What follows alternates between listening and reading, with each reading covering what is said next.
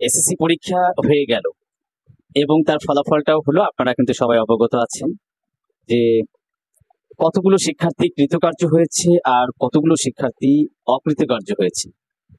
তো যারা অকৃতকার্য হয়েছে আসলে কেনই বা তারা অকৃতকার্য হলো? এই অকৃতকার্য হওয়ার জন্যই কি প্রাথমিক লেভেল পড়াশোনা করেছে, মাধ্যমিক লেভেলে পড়াশোনা করেছে দীর্ঘদিন থেকে, তো এত পড়াশোনা করার পরও বাচ্চারা অকৃতকার্য হলো?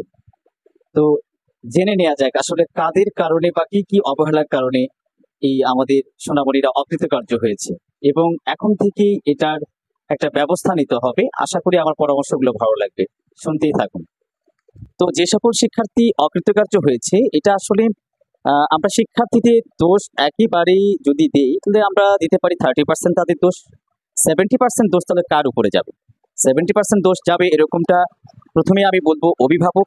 দ্বিতীয়ত অভিভাবকরা যে সকল শিক্ষককে নিযুক্ত করেছিলেন তার সন্তানের জন্য, যে সকল প্রতিষ্ঠানকে নিযুক্ত করেছিলেন তার সন্তানের পড়াশোনার জন্য, আমি এই 70% দোষ কিন্তু অভিভাবক এবং শিক্ষকদের উপরে দিচ্ছি।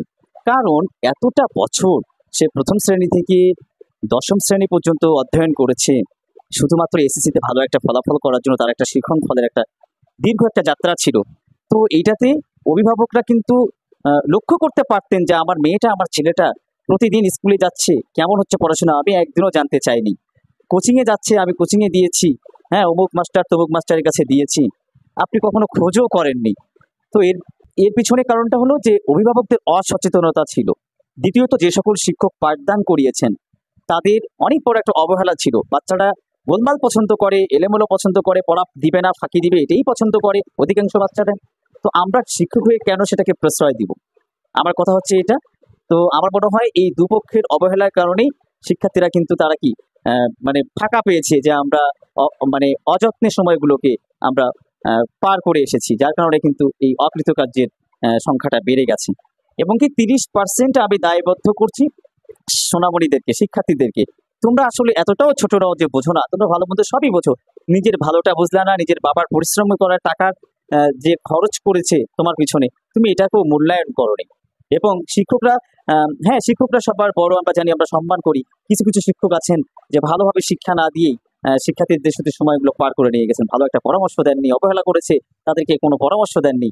তো এটার জন্য আসলে শিক্ষক, যে সকল শিক্ষক এটা করেছেন তারাও কিন্তু দায়ী। আশা করি আমার কথাটা বুঝতে পেরেছেন।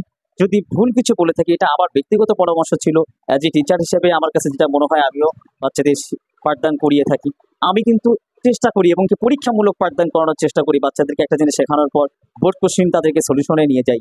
তারা যখন পারে তখন তাদেরকেই আমি বলি যে আসলে তোমাদের শেখাটা কেমন হলো, এখন কতটুকু রিল্যাক্স লাগতেছে, তোমরা কি শিখতে পারতেছো আমার কাছে এসে? আসলে আমি আমার জায়গাটা থেকে আমি দায়িত্বটা ঠিক পালন করছি, কিন্তু আপনি শিক্ষক, আপনাকেও বলছি আপনার জায়গা থেকে এমনটাই দায়িত্ব আপনিও পালন করুন। তাহলে দেখবেন আমাদের এই সোনামণিদের আর এই রেজাল্ট এতটা খারাপ হবে না। আশা করি বুঝতে পেরেছেন সবাই। আর সামনে 2026-এর যে এসএসসি ব্যাচ রয়েছে তাদের জন্য কিন্তু আমাদের এটা অনেক বড় একটা শিক্ষণীয় হয়ে গেল এবারের ফলাফলটা।